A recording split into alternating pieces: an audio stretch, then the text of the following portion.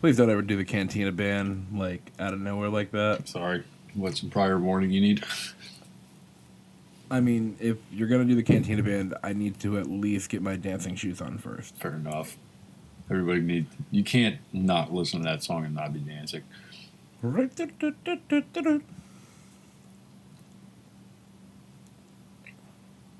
So, are you recording? Oh yeah, I'm recording. Are you ready for me to explain to you why Daffy Duck is a gray a gray Jedi? Can we slate first, or do you want to just be all unprofessional all of a sudden? Oh wait, we were professional before? I mean, at one point or another. Slate when you're ready. 3, 2, 1. That may be the best slate we've ever done, ladies and gentlemen. Tomato. Yeah, well, you know, they're all a lovely bunch of coconuts. when it takes 3 separate episodes to get a proper slate, literally that lined up, you know, It's your timing. Your timing's all over the place. my timing's all over the place. I mean, it certainly isn't me. We weren't even supposed to do a 3rd episode, Josh.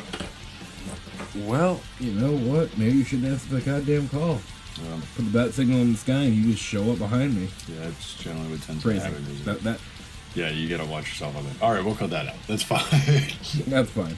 No men in leather sneaking up upon another man. All right, ladies and gentlemen. Before we get into our very serious topic of conversation, Josh and I have been discussing for the past couple of hours a little debate.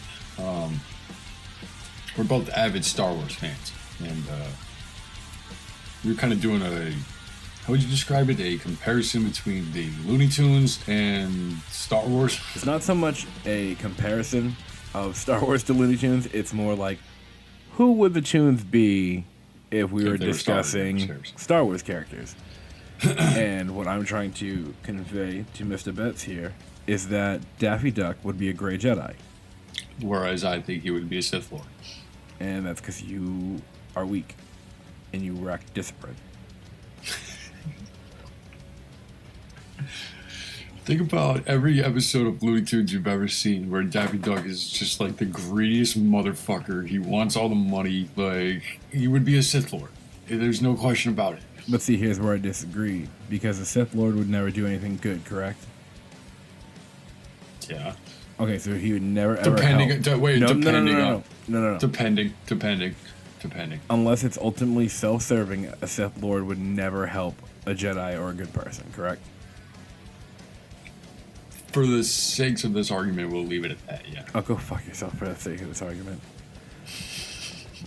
So, by that definition, Daffy Duck is closest to Revan.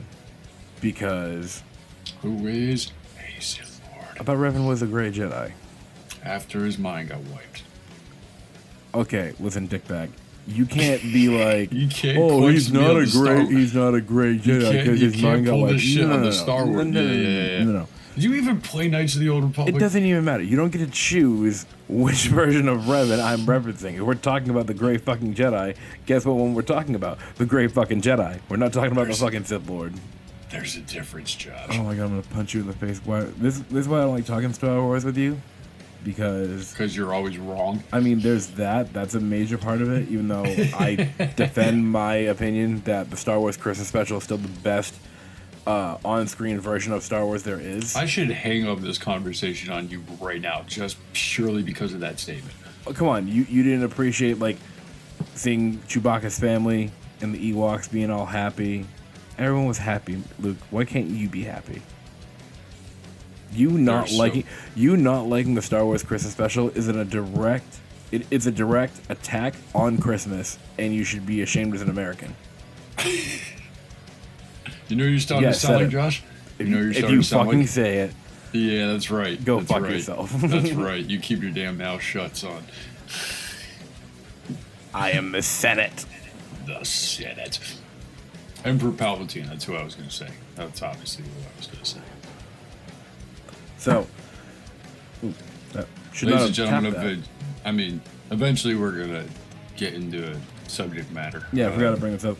Oh yeah, forgot to do even the show intro. Lukean Powers, episode 3. We were going intro. Do. Ha! There you go. There's your intro. That's all I got for you. That may be the greatest show. I mean, you guys may have noticed, again, maybe y'all. Did we lose a listener? Like, are we down to 2 now? I think it's like 1 3/4. 3/4. What qualifies 3/4? Honestly, I'm not allowed to disclose that personal medical information of our listeners on air, so you're just going to have to leave it to your imagination. Gotcha. Just think very Cronenberg, basically. I don't know what that means, Josh, but... Google it. Or watch Rick and Morty. Either one you want to do. I do watch Rick and Morty, Josh. Do you remember the episode with Rick Potion number 9? Where he makes Jessica fall in love with him? Yep. And then they're all like, Morty. And do all that shit, turn into monsters, and try to kill Morty and all that jazz. Yeah. That's Cronenberg. Pretty much like every episode of Rick and Morty. Okay, fair enough. The one where the entire town turned into monsters. That's not every episode. All right. We'll have a Rick and Morty discussion eventually. Basically, we're just recording banter right now because I'm fleeing the country. It's true. Mr. Betts has come under some recent fire. I'm going back into witness protection. It's a sad day. Rhode Island loses one of their own because there's a serial killer trying to hunt him down. I don't live in Rhode Island.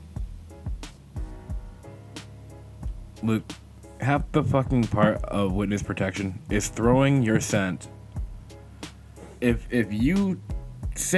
I say you live in Rhode Island, for your best protection, say you live in Rhode Island. What's the point of me being in witness protection if you're telling me where I live then?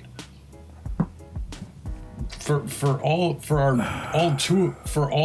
what is it, 2.5 listeners now? A listener and a third? For those of you who are still listening, I'm dramatically rubbing my forehead, shrugging my shoulders at this kid. If I don't disclose your actual address, so if the killer happens to be listening to the podcast, he does not know where you live. Or she. Several things out. All right, we were going to talk about virtual reality today, but I kind of want to save that for episode 4 so we have a little bit more in-depth preparation as well. Time. Yeah, more preparation time, and I want to go into I know everyone knows what virtual reality is to a degree. I just want to kind of talk more about how it breaks into more than just video game entertainment fields.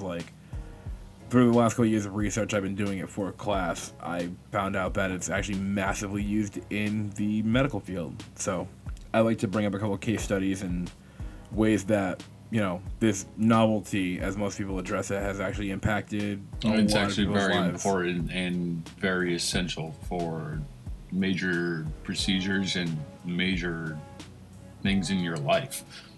Well, like I said, we'll get more into it on the episode that we do cover it more in depth. But I mean, this episode may just be a reflection, I guess.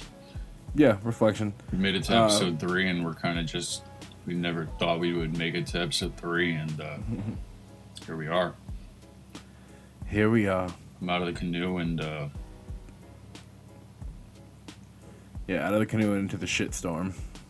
The thing I found fascinating about VR is that, especially a lot lately, it's used for helping those who suffer from wicked bad phobias or severe PTSD, such as veterans, cops, people who have gone through traumatic experiences, and helps them, in one aspect, face those fears without putting themselves in genuine physical danger, or at least having more support around you in case, I'd be very interested to see what you actually come up with that, because to me that just strikes me as basically forcing someone to kind of have to relive something that they already have physically experienced. So it's kind of when it comes to virtual reality and medicine, the SAW syndrome, you know what I'm saying? I get that, but when it comes to virtual reality and medicine, it's not you go to your buddy Kevin's house and Kevin's like, "Hey, Luke, I have this really cool VR thing you should totally experience, bro. And he puts it on your head, and all of a sudden it's like, you're back in fucking Nam. Like, that's not how it works. If it would be, you've been seeing a psychiatrist or some kind of therapist or whoever you would see. And then if they think that, hey, maybe you need to confront your fear, because like I said, it's not just for PTSD, it's for... So I could view it for the medical field for almost something like practice. Like if you're going through trying to get a medical degree, for example, and you need to learn how to do surgery, or you need to learn how to treat something in specific sort of ways. That type of deal. And that's actually another huge way it's being incorporated. But virtual reality has also helped a lot of people with physical therapy that have lost limbs, that have had to relearn how to use limbs. Okay. Through a series of like adaptable treadmills and a series of like TVs and VR headsets. Like I said, it's not a perfect system, but there is a lot of work that's been done to help combat phobias, combat PTSD, train our surgeons, train our medical staff, and it's wicked impressive. So, like I said, we've already taken up a chunk about that, so we're going to go over that more in depth on episode 4. This week, though, what I'm going to have us talk about is I'm going to let Luke take the majority of the lead on this and tell us about his movie that he's been working on. No, don't you oh God me. This is an atheist podcast. This is a God-free zone, sir. Science, you will not whatever, pull that sorry. Yeah. Oh, science. Science, damn you. It's a South Park reference in case you guys We don't know. are the otter... Oh, no, what do they say? Fuck, there's 3 atheist alliances in that episode, and I can't remember their names. Whatever. We'll get back to that. The Allied Atheist Alliance, I think it is. Are we allowed to talk about this, actually? I mean, we haven't said what it's from, so we're technically not breaking any copyright laws yet. I don't think they would hate us for it. Everyone who knows the people who appreciate our reference will know what it is. All right, fair enough. They know all about how science is the one true savior and how the Allied Atheist Alliance is the proper name for the atheist of the modern world. In Tom Cruise, we trust. Get the fuck out of this podcast. You're done. No, not in Tom Cruise we trust. Get the fuck out of here. You can't fire me, Josh. I do all your audio work for you. I think that's the 3rd time I've been attempted to get fired in less than 3 entire episodes. So I'm off to a great start. Don't worry. One day I will find a very, very intelligent person to replace you. Until that day, fuck off. So, like I said, let's talk about your fucking movie. Cut whatever you want out. Let's talk about your movie. You've been writing the script for a while now, been blocking out locations, and so let's start from the top. Misfit Island Media. Starting from the top, we discussed it a little bit last week. Misfit Island Media. Been doing. No, we kind of talked about it, film competitions and whatnot, and what I ended up doing was, when I graduated from school last year, I started trying to write a little more of an expanded type of script. So I started writing a script basically after I graduated last year, right around this time actually. Now, when you started writing your script, did you have like an idea of a genre you had in mind, or a story, or at least a specific character you wanted to follow, or did you all just let that come? Oh, you motherfucker! As you wrote it. Hey, I'm sorry, we're doing this fucking interview stuff. You got a fucking problem with, you can go kick rocks. How do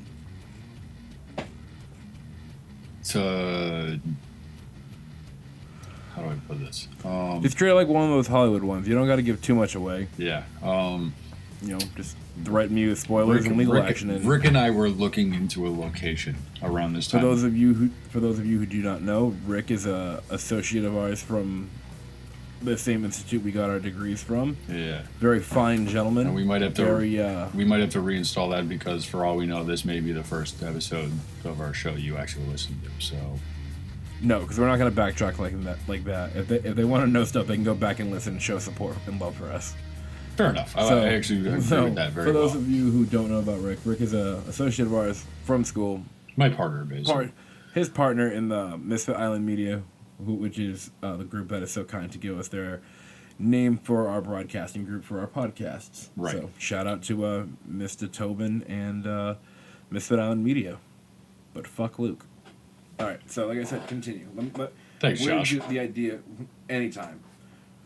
So where did the story and idea for your movie come from? Before I was really interrupted, basically what we were looking at a location up in Providence to do essentially this bank heist type movie, and it ended up falling into somebody else's hands, and that's where I'm going to leave it at that for the sake of professionalism. Well, at least one of us has to be. Yeah, well, it was a little dirty. That's all I'll say. I'm not going to say it, not for professional reasons, but it was. It's got nothing to do with me, so it was. I have no right to speak on it. Not something you forget or let go for sure. But anyway, what ended up happening was. Is it a little? Hold on, I just have to ask one little sidebar. So, does it feel a little ironic that in the haste to try making a heist movie, it was you that was robbed after all this time? It almost is kind of poetic justice. So, yeah, maybe that's that's exactly what we needed. Like I said, no names disclosed, but you might or might not know who you are, and you do or do not know that what you did or did not do was dirty as hell. So, it was very elegantly put. I like that. Yeah. Don't expect miracles like that out of me all the time. That's probably the most clever thing I'm going to say for the rest of the time that we keep recording this show. Right. That's Josh has hit his peak already, ladies and gentlemen. So go Buccaneers. So wow, don't even get me started. Yep, just followed it up with something stupid. Anyway, if I would be allowed to continue more than the first part of this story, well, like I said, I gotta interject with some questions so people know where we're going with this. But yes, continue.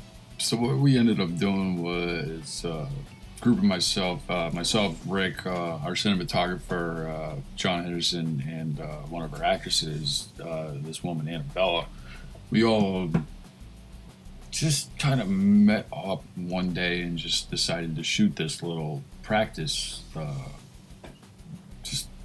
Decided to practice. We were like behind Rick's house next to it was right behind these train tracks and everything. We just did this little impromptu scene, and then basically revolving around like a former bank robber and a little hothead kid.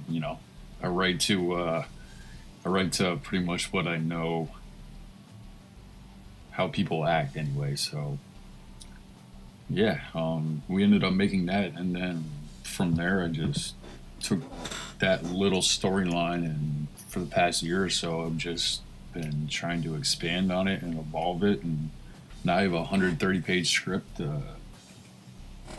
I've done more typing than I ever have in my entire life.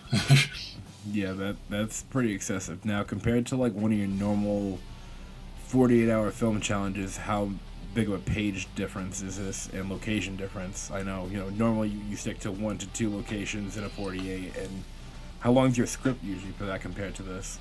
The general, we have this kind of, I don't know if it's official or anything, but Rick and I have always gone off this rule where we've kind of learned that pacing wise, a page of a script generally equals out to a minute of screen time. So what you see in a minute on television or in movies generally tends to be a page of the script. And you got to keep in mind that's always going to be a difference, because you could either have a whole bunch of dialogue getting delivered, or you can have this rapid action scene, but that, equaling out, balance and everything. So that's that. So, these film competitions, they usually end up being no longer than 10 minutes. So our scripts usually end up being about 7 to 10 pages long, shot at 1 to 2 locations, and that's it. This is a little more than that. A little more. I'm not gonna lie. It's actually something I've never asked you before, and that kind of, that surprised me a little. Not with the amount of time per page, but the fact that most of your other movies are 7 to 10 pages long and that's it, that kind of blew my That's mind. literally because I always thought, between blocking and setting everything up and the dialogue, even though I know the movies are short and don't have a ton of dialogue, I don't know.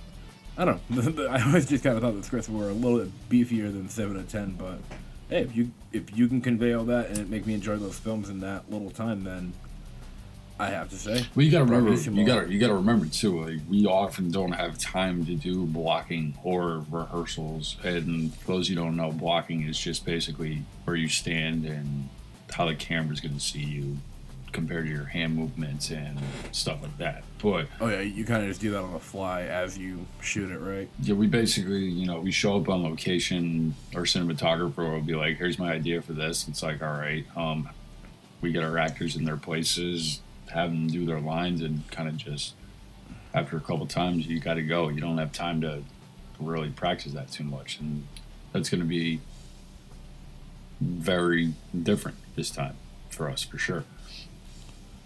Now, like I said, I don't want us to give too much of your movie away because we obviously plan on having people check it out and stuff.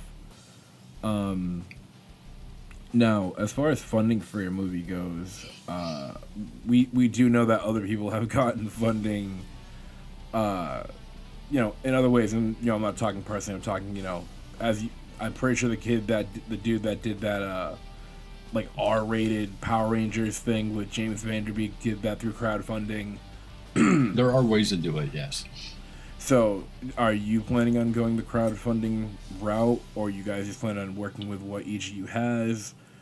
And if you do the crowdfunding thing, are you planning on offering any kind of special benefit with that? I know that there have been cases in the past where people have, crowdfunded and made a whole bunch of promises, not delivered, and what they did deliver was very low quality, almost like it was a mixed match of multiple different movies, or like it was part of some kind of bicycle system that didn't fit together. Do you know what I'm saying? I do.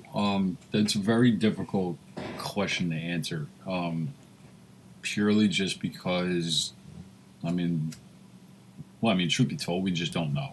Because not there yet, not that we just don't know, because the way I would envision it, I wouldn't even want to start crowdfunding until we already had casted people, gotten our locations, and literally shot it to a point where there was a trailer. I don't want to be the guy that goes out. So you want crowdfunding mostly for post and distribution rather than for actual production. Precisely, because Fair, the last thing you really want to do is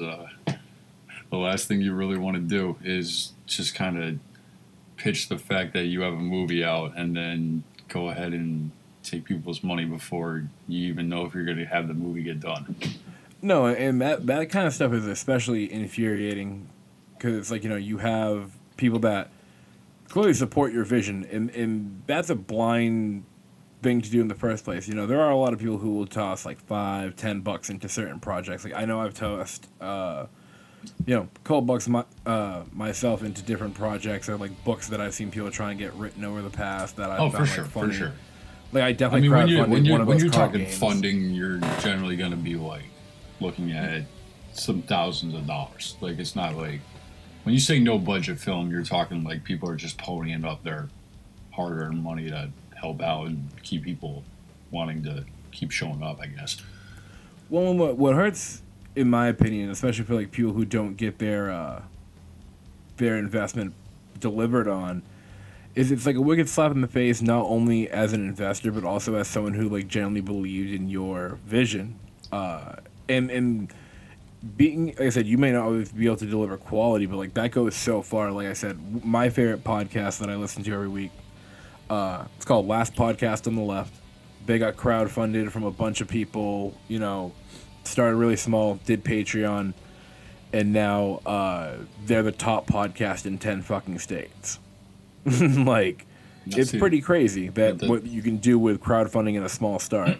And in a weird way, it's not even we're so used to doing this without any major money being involved. We're so used to just running and gunning it, like here's who's available, here's the equipment we have, here's what we have to go, this is what you have to work with. That, I mean, I've talked with Rick about this, I don't know how many times, that it almost even feels like to me like, if we were able to get money behind it, wouldn't even, it would take a very decent conversation, like, what do we actually put this towards? Yeah, having a budget, like, just the idea of having like a funded budget sounds so insanely impossible in my opinion, because I have not worked with a. And the truth is, if you're good, any game we've worked on, the budget's been, me. I literally just canceled. Like out of pocket type stuff.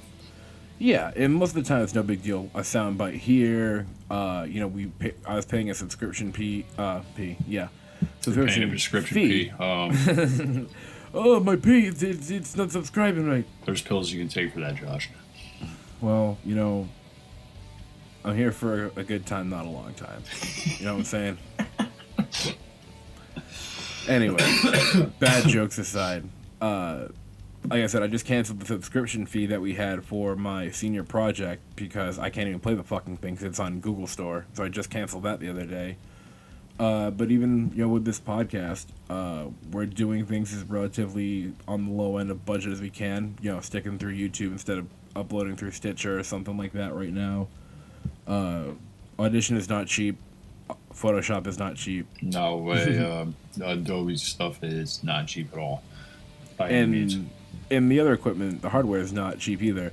Let me rephrase that. The two microphones that we are currently using were very fairly priced.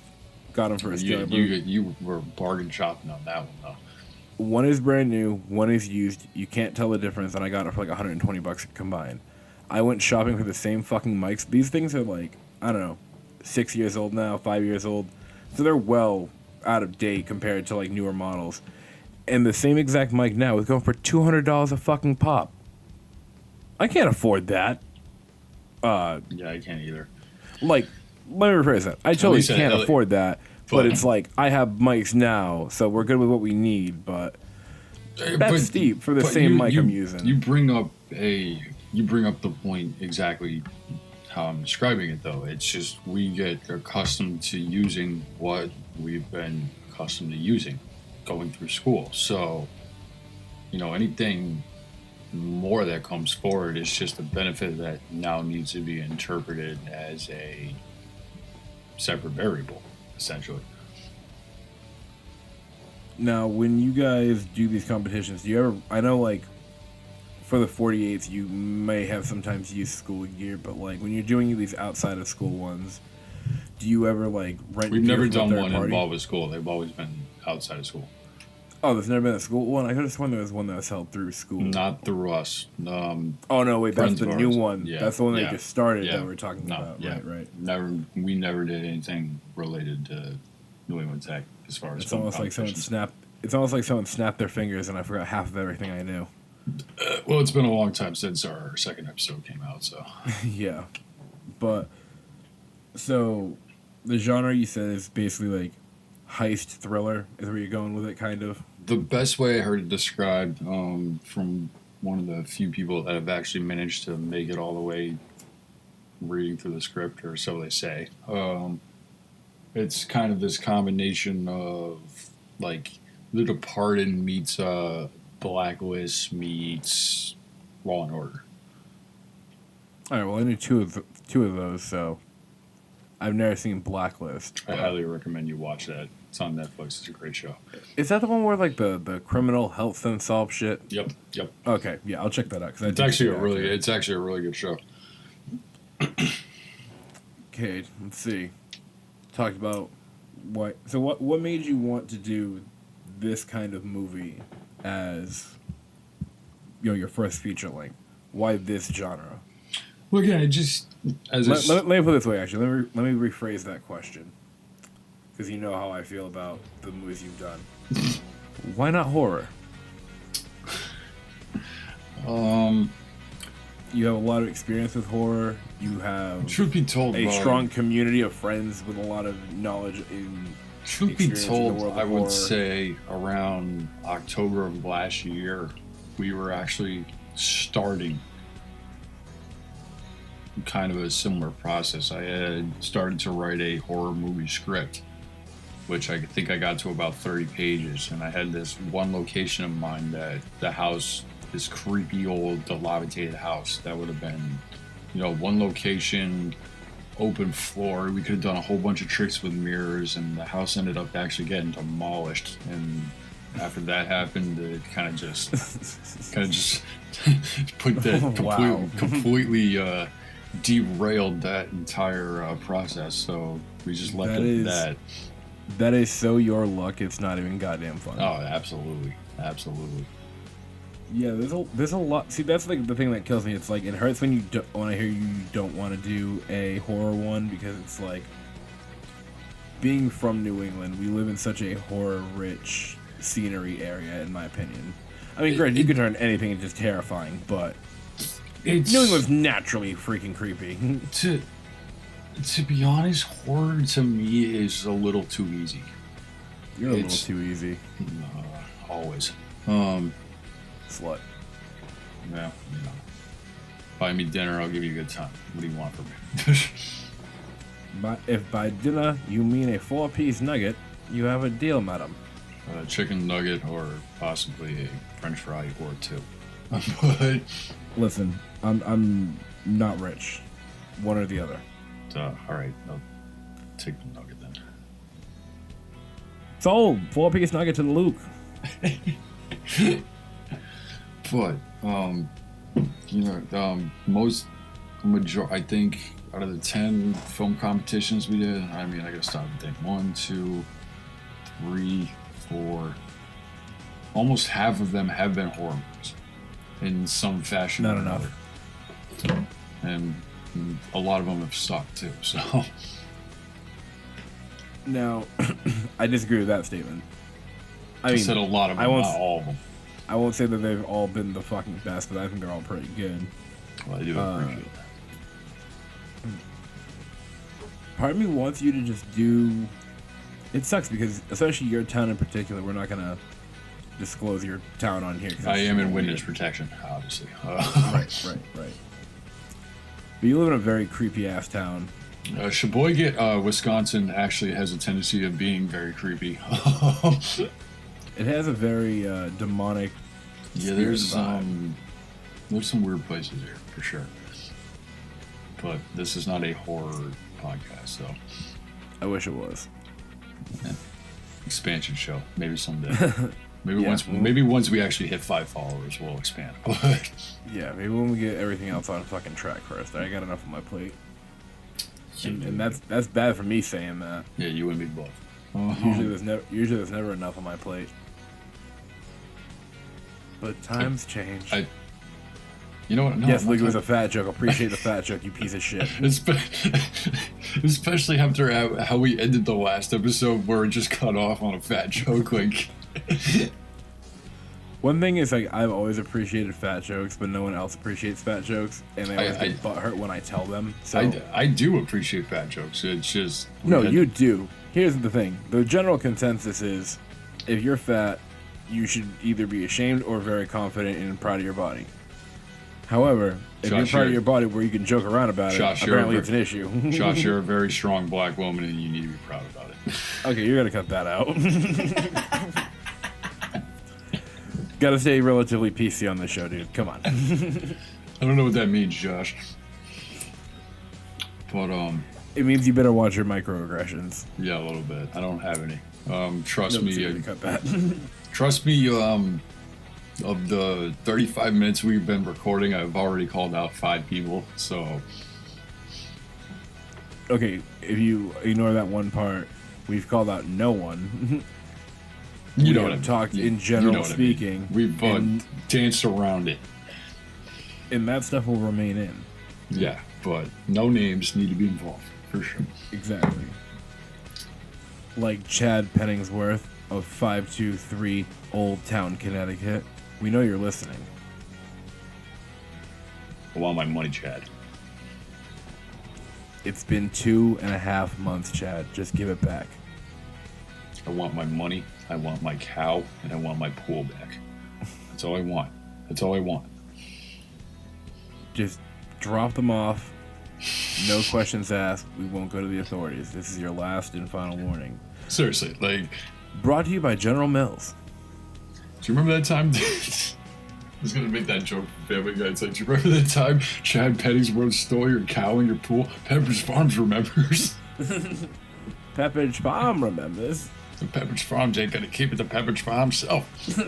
Perhaps you buy some of Pepperidge Farms cookies and we keep the secret between us. We're gonna have to cut that out. That Seth MacFarlane. I don't think that's enough to get a copyright strike, though. It's I mean, we technically... You can't stop us from quoting stuff. We're showing no art. We're playing no music. Using definitely not even remotely close to the voices. Yeah. So we're fine. Ladies and gentlemen, if you can't tell, we're still trying to learn how to dance around this copyright stuff a little bit. So copyright law is annoying, and there's a lot of it. We're good so far. We could actually do an entire episode around it because of how serious trouble you can actually get in for it. But we'll save that for a later date for sure. Yeah, well, we'll save that for a later date when we have a whole fucking separate playlist known as the sleeper episodes. The episodes that will put everyone that's listening to fucking sleep. We'll save that for after we get sued. Yeah, that's great. That'll make our case look real good. Get sued, then bitch about it. Hey, T.I. did rapping from prison, man. Like, we could do it. I'm flattered that you think we're on the same talent level as T.I., but I disagree. I wasn't implying that. I'm just saying it's possible, Josh. Anyway, getting back to but it's actually improbable. I hope that there's someone out there that gets all these South Park jokes that I make throughout the entire show. I really did too. We're getting back to the subject on hand. Yes, back to the movies. So, yeah, I ended up writing that script, and now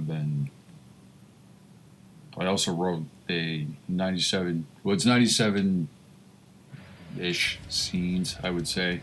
So I've been doing a breakdown set of paperwork in addition, which basically describes who would need to be there as characters, what location it's at, and how the scene actually plays out, and most importantly, how it gets edited into the scene before it and the scene after that for continuity's sake.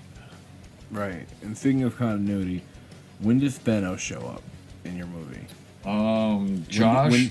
When does he come for the Infinity Stone? Basically whenever Ryan Reynolds will allow for that to happen.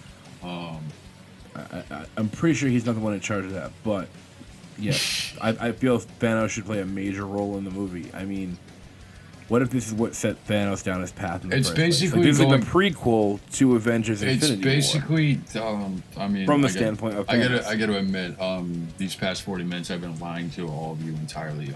The entire movie is basically Darth Vader stealing the Infinity Gauntlet from Thanos, and then proceeding to turn it over to Prince Harry for their wedding earlier today. Or Prince Charles, or... If Darth Vader was giving Prince Harry and what's her name, Meghan Markle? I don't know. I don't know. He's going to give them the Infinity Gauntlet, as of course is tradition. And here comes Vader delivering the Infinity Gauntlet, as customary. And the princess covers herself in the tapioca pudding, as tradition. Is tradition. No one's going to get that joke either. Oh my god, this makes me so sad. We're in such a bad generation. We'll be alright. Josh, we're going to be okay. We got, we lost... I don't like change. Josh, we lost a third of a listener. We'll be okay. The only third that mattered, they lost their ears. Even though your ears don't make up a third of your body. Are you trying to tell me I need to recreate this entire show in Braille now? I mean, it's not a bad idea. I'm not doing it. I'm just putting that out there right now. I'm not doing it. I refuse. Well, you're a quitter. This entire show is about how I'm trying to make a movie, so getting this translated, subtitled into Braille kind of is a little anti-productive. Just a little bit. At least for right now. All right. Well, I'm gonna sorry wait till that we. taking I'm us gonna off the wait. rails so much. I'm gonna wait till we get at least 12 listeners before I consider Braille. Okay. Well, since I took us so off the rails, so do you want to say anything else? Do you think you're gonna put this out before you start making casting calls, or is this probably gonna come out after the casting calls? That depends on my schedule. Again, like I said, I mean, all joking aside, I am going into witness protections for the next couple of weeks. So, Well, I recommend putting a plug away about when you're holding casting calls, and hopefully you'll have this episode out before then. People will know where to try to be part of the movie. the goal for right now is casting calls will be at New England Tech, purely for simplistic reasons, location reasons, as well as, I don't really feel like going Lack of security reasons. Yeah, I don't really feel like going to rent out an establishment just purely for this stuff either.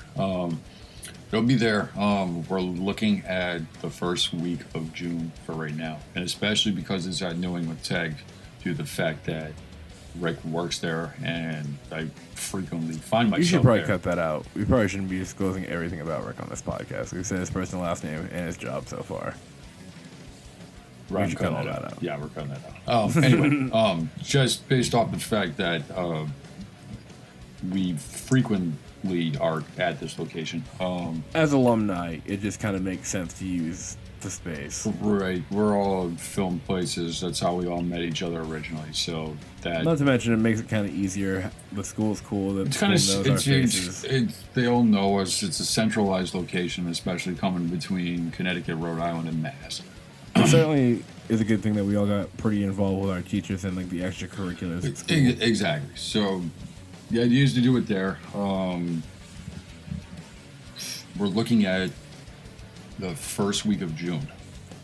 Now, what kind of are you looking for? Any specific kind of actors or actresses, or just open casting? It is the way I wrote the script. The characters are very interpretable, so. Okay. It really depends more on mannerisms than opposed to how you look.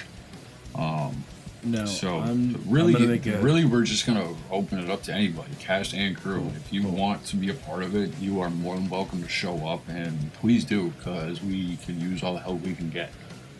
Now, I'm gonna make a casting suggestion. Take it or leave it. I totally get if you're scared to make the leap. If you look back a few years to some pure cinematic gold, there was this one very small, low-budget movie. I believe it was called Guardians of the Galaxy, and I think they used a raccoon to be a thief and an arms dealer. I would recommend you do the same thing. Possibly get maybe a meerkat or possibly a koala bear to be the main heist. And we were considering casting Clover, actually. See, I like Clover, but I think Clover strikes me more as a cop kind of dog. Don't you ever accuse my dog of being a cop, ever. She's a narc. Your dog's a narc, bro. No, she is not. Your dog's totally a narc. If you ever accuse Clover of being a narc again, I will punch you through this computer screen.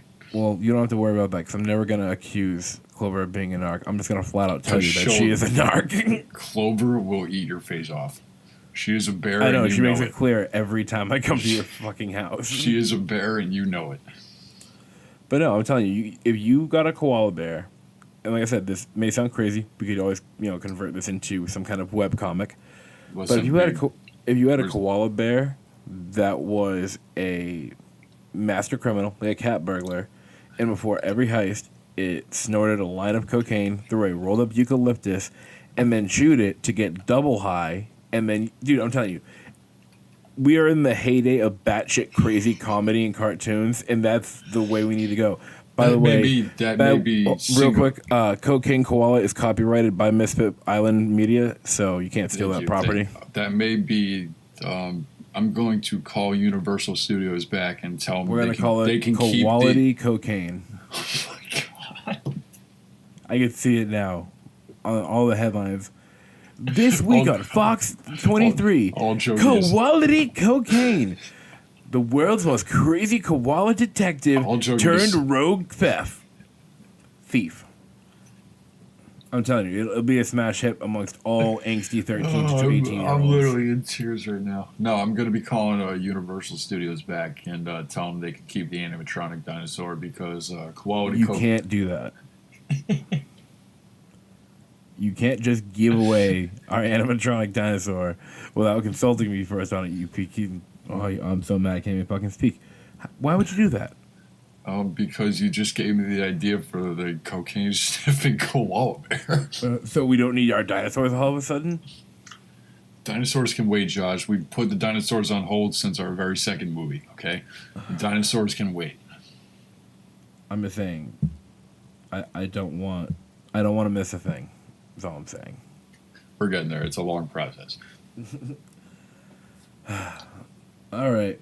I think that's we're gonna leave it at that. We're gonna leave it at that right now. We'll probably pick this up for second takes, but I think that covered most of the place. I think we got a lot of good content out of this, and I know it might have seemed like just banter to some of you, but I hope you all at least enjoyed the randomness and chaoticness of that is me and we're still dialogue. We're getting the element down. It's coming together a little bit. Still working on a dynamic. Still working on. I know it may not seem like we censor ourselves, but we're actually getting trying. better. We're actually getting better. Yeah, I am trying to reduce swearing. I'm trying not to fidget across my entire room. I'm not trying wicked hard, but I'm trying. I mean, I'm trying. One can only try so hard. And, I'm just saying that the force is not strong with this one. Not with this one. At least not with this one. And we'll probably. But you know what they say? They say, do or do not. There is no try. There is absolutely no try. So we're just gonna do it. And truth be told, I don't really care if you like it or not. We're just gonna do it. All I ask is that you never tell me the odds. I'm gonna cut it right there. I think that's perfect. Cool.